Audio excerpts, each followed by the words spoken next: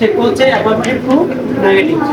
Affirmative to নেগেটিভের যে প্রথম রুলসটা আমরা জানবো সেটা হচ্ছে কি, এভরি প্লাস অল। এক কথায় এভরি এবং অল যুক্ত যদি থাকে তাহলে এভরি এবং অলের পরিবর্তে দেয়ার ইজ নো, ঠিক আছে?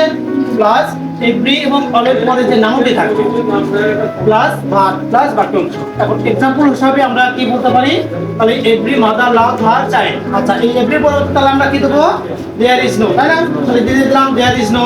আচ্ছা, তারপরে কি বলছিলাম, এভরির পরের নাউনটি। আচ্ছা, এভরির পরের নাউন এভরি এইটা, তাহলে পরের নাউনটা কি আছে, মাদার। তাহলে মাদার আমরা দিয়ে দেবো। আচ্ছা, মাদারের পর কি দেবো, বার্ড। বার্ডের পর কি, বাদ বাক্যাংশ যা আছে বুঝতে পারছো?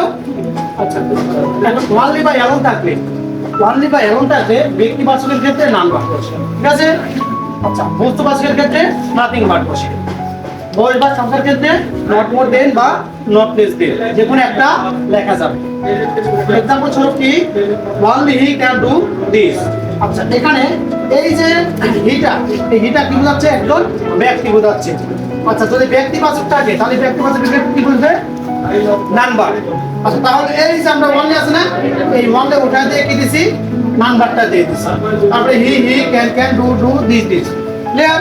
আচ্ছা, আই হ্যাভ ওনলি 3 মিলিয়ন। আচ্ছা, এখানে 3 মিলিয়ন এটা কি বোঝাচ্ছে, সংখ্যা বোঝাচ্ছে। যদি সংখ্যা বোঝায়, বয়স বা সংখ্যা বোঝায়, তাহলে আমরা কি দেবো, নট মোর দেন বা নট লেস দেন, ঠিক আছে? কিসের পরিবর্তে দেবো, ওনলি বা অ্যালোনের পরিবর্তে। তাহলে আই ঠিক আছে, হ্যাভ ঠিক আছে, এই যে ওনলি আছে না, তাহলে এই ওনলি ওঠাই দিয়ে কি দেবো আমরা, নট মোর দেন বা নট লেস দেন। আমরা কি দিছি, নট মোর দেন। তারপরে বাক্যাংশ যা আছে তাই থাকবে।